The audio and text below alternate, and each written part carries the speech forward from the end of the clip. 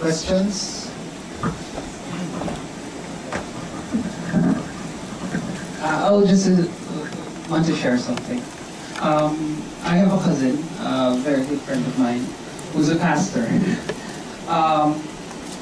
He says that Protestants and Baptists mostly support the RH bill. I just want to share this one. I don't know if this is a fact. He shared with me. He's a preacher in Bacolod. He says that one of the main motivating factors of the church to oppose the RH bill is corruption, because babies are big business for them.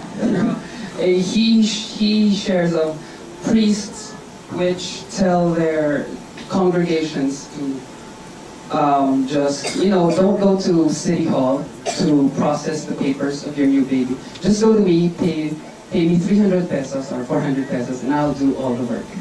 And something like that. So one motivating factor is business. So babies are business for the Catholic Church. I very often when people are, I'm agnostic, like when I teach in class and it becomes relevant. For example, I teach gender and sexuality course in my department, and of course when you're speaking of gender and sexuality in the RH bill, you have to sort of tell people open up about what religious position they're coming from, and open up about mine. And many times, sabihin nila sa akin, I'm sorry po, if I speak about what the Catholics are saying. And I'm like, hindi naman ako dating Katoliko, wala akong galit sa Katoliko. Di ba? Ang pinakagalit sa Katoliko, yung mga dating Katoliko. But I also have become very angry at the church. So I'm going to bash them now. That was the wrong the reproductive health. Some sectors of the church. It's very interesting that I work in the reproductive health bill and you read Nolly and Philly, it's like nothing has really changed.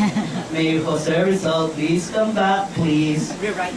Because when you ask many of even the leading lights, like Goles, he will say, oh, I'm doing this because I respect the priest. And my mother told me to obey the priest. And this is where, again, I'm saying why we call it like fractured empiricism. Because the other reason the church is throwing up all these bogeys that we have to keep fighting against is they don't want a moral discussion. Because if we did have, if we could just, if the church just said, okay, we've lost the scientific argument, but this is still our moral argument, right? Then it's fine, because we could say, okay, those of you who can still believe in a moral position that doesn't take into consideration science, fine, go live your lives, fine, right? Or if the church would not claim that, we could have other discussions like, is it really good to trade off the life of this fertilized egg with the life of women who would die without the contraceptive? Is it really good to trade off that? Is it really right that if you give adolescents contraceptives, they would be encouraged to do sex? And the studies are showing that that's not true. And even if they did, can we have a discussion about what is wrong with adolescents having sex? That's right. But they don't. They will not. They will keep giving us this false scientific arguments. Because I think the really egregious part of what the church is doing is it's saying it will not discuss its moral position. Insist it has the right to dictate the moral position of people and take the high moral high ground. And that leads me to the issue of secularism in society, because I think it's okay to have religions bring in their wisdom in the crafting of social policy. That's not my problem. As free thinkers, we are also, as feminists, we also want to bring our values in the crafting of social policies, right? The issue is the church is playing dirty in the secular field because it refuses to talk in a language that all of us can understand. Because if you want to present your wisdom to a secular nation and help in the crafting of social policy, you have to do it in a language that people understand. And the language that, well, the Pope said so. It's not a language that all sectors can understand, and therefore it's not really, I think, civilized, decent, or moral discourse, supposedly coming from civilized, decent, and moral. Yes. Share ko lang kung bakit yung Catholic Church hindi nila ginagawa yung explicit na explanation na bakit yun ang paniniwala nila.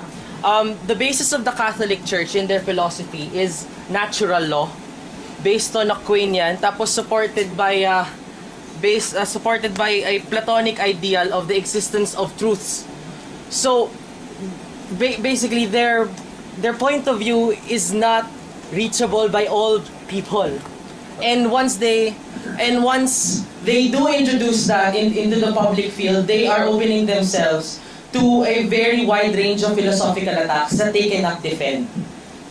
And that's the reason why they're doing that. And on a political perspective, based on what I understand, is that the Catholic Church is afraid of the increasing amount of non-belief within the Catholic Church and the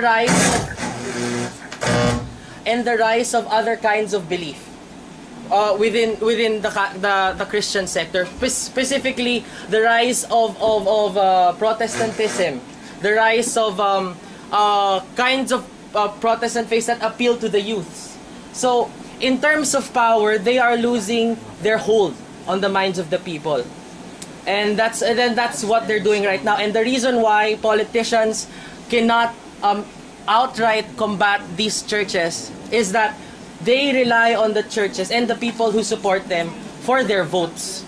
And the moral dilemma for all Filipino activists is that the church has been traditionally left.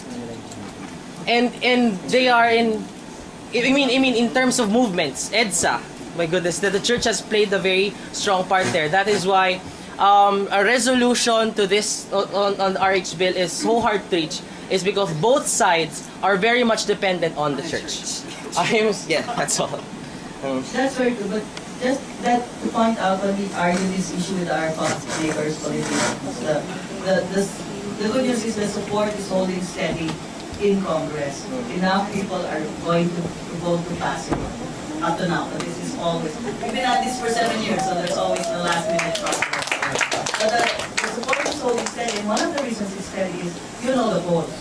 The polls say that that a majority of Filipinos want reproductive health, a majority of Filipinos know of the bill and support the bill. There's also some studies that we've done in the past that is not so well known, that all those who supported the bill in the past, like Senator Blason, Reproductive, and Castillo, they've not lost their re-election bid. So the threat of the church is not that great anymore. I also think it's losing a lot of soft power through the 7 years that we've been fighting there. But you are quite right about the progressive view of the church. And that has also a lot to do with the machismo of the progressive left in the country, which those of us who are also in the progressive left that have a gender perspective are very hard working on. And it's getting a little better. My question is, so what do you think? Do you think the RH bill will pass, or will it take more time again? And follow-up question, does that bill include the abortive act, the RU 432, is it? Bill? Yeah, okay. No, one of the other lies about the keep saying is it's an abortive fashion, it's an abortion bill. The bill doesn't change the current penal code on abortion, which is, by the way, one of the most restrictive bans on abortion in the world. And we are one of the, talk about of theocracy. We are one of 2 countries in the world that